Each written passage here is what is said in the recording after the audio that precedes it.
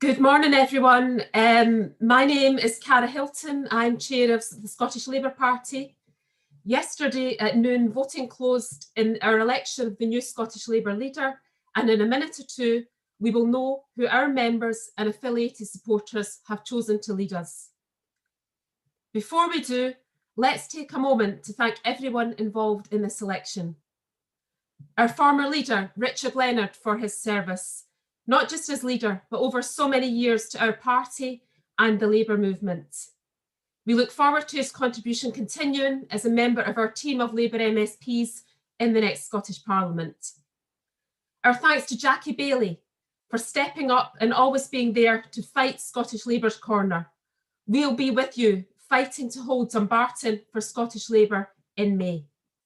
To our amazing party staff and our independent ballot providers, our partners in the trade union movement and other party affiliates, and to everyone who got involved in this election.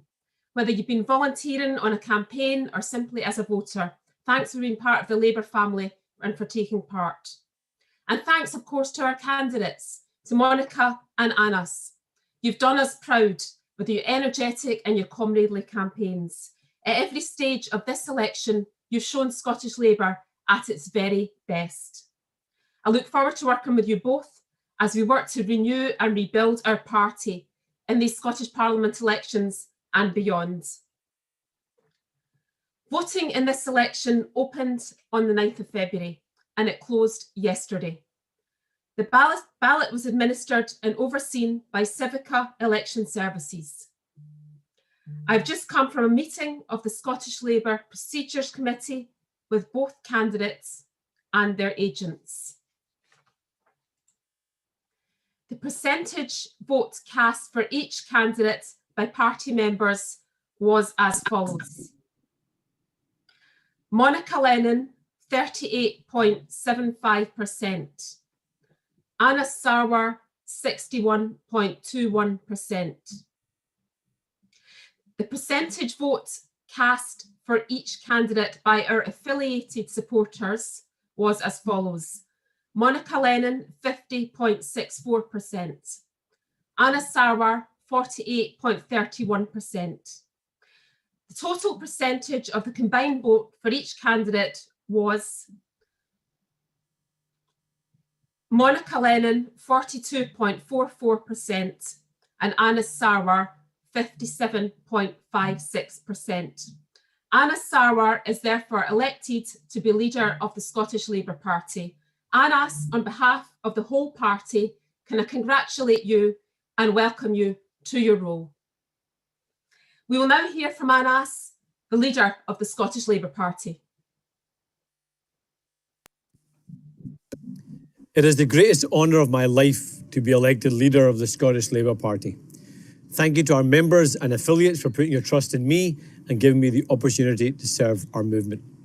And thank you to Monica for joining me in what has been a positive campaign that has shown the best of our party, not the worst of our politics. We will work together to rebuild our party so that we have the opportunity to rebuild Scotland. I want to say directly to the people of Scotland, I know Labour has a lot of work to do to win back your trust. Because if we're brutally honest, you haven't had the Scottish Labour Party you deserve.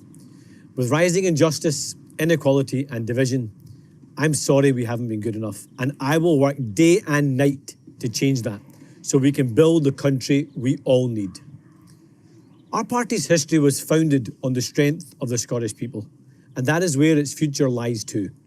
We must capture the spirit of Keir Hardie, who founded our movement, of Donald Dewar, who turned the dream of devolution into a reality, and Gordon Brown, who led our nation's fight against the scandal of child poverty. We can do that again, but the hard graft starts here. As I take over Scottish Labour, I'm determined to bring that change. It's in my blood. 75 years ago, my grandfather came to Lossiemouth with nothing, searching for a better future. And he found one here. He was always meant to return back home, but instead he fell in love with Scotland and brought his own family here. 75 years on, from that boat arriving on these shores, he would never have imagined that his grandson would one day be elected to lead the Labour movement in Scotland. Today, we have elected the first ever ethnic minority leader of a political party in the UK.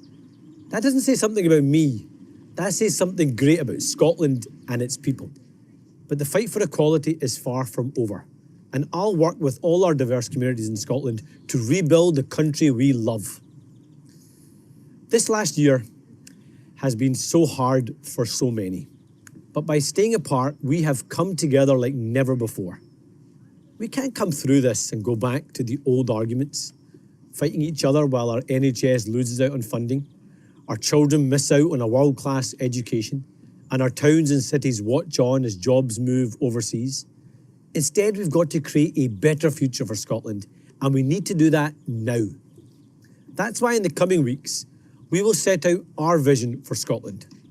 Instead of focusing on division, we will make the case for a COVID recovery parliament, with an NHS restart plan at its heart, so we never again have to choose between treating a virus or treating cancer. We will set out a catch-up plan for our children, because I won't let a generation of young people go forgotten. And we will set out a real vision for jobs, for now and for the future, supporting good businesses to create good jobs. The task ahead is tough, but together there is nothing we cannot achieve. For too long, politicians have presented binary choices. Whether it's yes or no, leave or remain, they force you to pick a side. We can't go back to those old arguments. So I say to you directly, if you are worried about when or if you're going back to work, I'm on your side. If you're worried about your child's education or mental health, I'm on your side. If you're worried about a cancelled operation or cancer diagnosis, I'm on your side. If you're worried about the planet we're leaving for our children and our grandchildren, I'm on your side. If you're the victim of inequality or injustice, I'm on your side. And I'm determined that the Labour Party I lead will always be on your side. Because I will be a leader that focuses on what unites our country, not what divides it. And together we will build a better future for Scotland. Thank you. Well done, Anas. I look forward to the day, hopefully very soon, when we can meet up together at party events and campaigning in our communities for the real change that we believe in. But in the meantime, these are elections like no other. In the chat, we're just about to share the Scottish Labour early votes sign-up tool. Now is the time to make your plan to vote early and safely from home. Do that today. And there's lots of things you can do to support our new leader in the campaign ahead, but the first is to secure your vote. Don't just sign up for a postal vote, share the online tool too with your Labour supporting family and your friends. The odds are stacked against us in this election, but Labour is at its best on the doorsteps and in our communities, fighting for the people's priorities. We know that we're in the fight of our lives this May. So now is the time, comrades, to come together in the spirit that both our leadership candidates exemplified and fight united for a fairer, better future for all. Scotland is ready for change. Let's deliver that. Thank you so much for joining the online announcement today, and stay safe.